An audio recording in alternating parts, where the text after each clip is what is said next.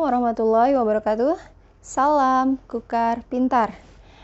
Dengan Ibu Meti, kali ini kita akan membahas materi tentang getaran, gelombang, dan bunyi.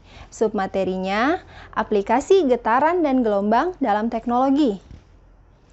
Sumber buku yang digunakan adalah buku IPA Terpadu, Kurikulum 2013, edisi revisi 2017. Tujuan pembelajaran kita menjelaskan macam-macam teknologi yang memanfaatkan getaran dan gelombang. Tahukah kalian teknologi apa yang memanfaatkan getaran dan gelombang?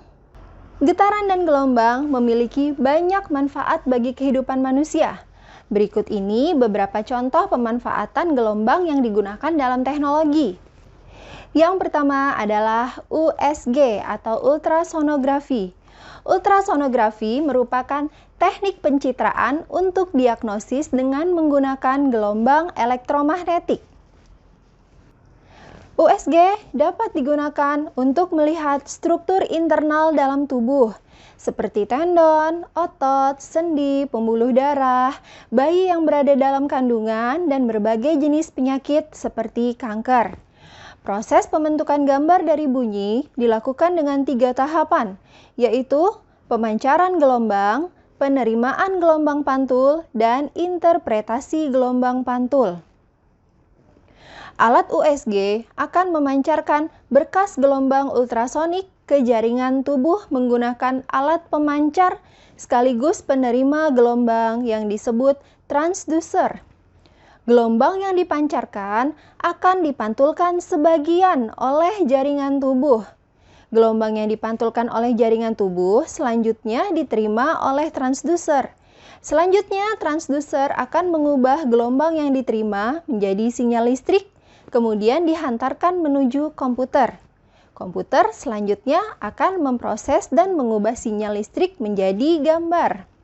Contoh selanjutnya adalah terapi ultrasonik. Terapi ultrasonik adalah terapi yang digunakan untuk keperluan medis. Metode yang digunakan yaitu dengan memancarkan gelombang dengan frekuensi tinggi, sekitar 800 sampai 2000 kHz pada jaringan tubuh. Selanjutnya adalah pembersih ultrasonik. Pembersih ultrasonik adalah alat yang digunakan untuk membersihkan peralatan dengan menggunakan gelombang ultrasonik. Pembersih ultrasonik menggunakan gelombang dengan frekuensi antara 20 sampai 400 kHz untuk membersihkan suatu benda.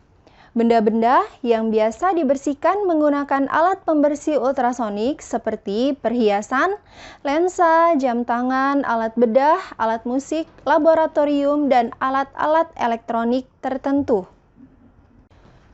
Contoh selanjutnya adalah sonifikasi.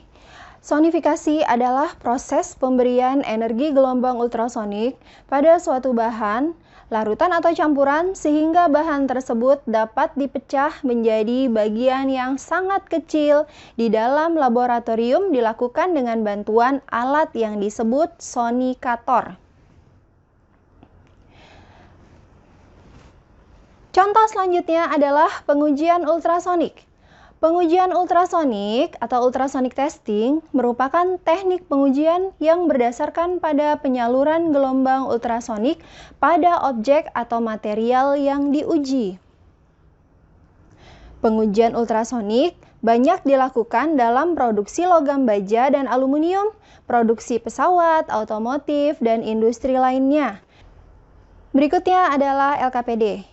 Di LKPD ini, kalian diminta untuk bekerja secara berkelompok. Setiap kelompok diminta untuk mencari artikel tentang alat-alat yang menggunakan teknologi ultrasonik. Kemudian, dipresentasikan ke depan kelas, setiap kelompoknya. Dan di LKPD ini, kalian diminta untuk merangkum dan menanggapi setiap presentasi yang dilakukan oleh teman-temannya. Dan yang terakhir adalah membuat mind mapping. Silahkan kalian membuat mind mapping dengan format seperti ini.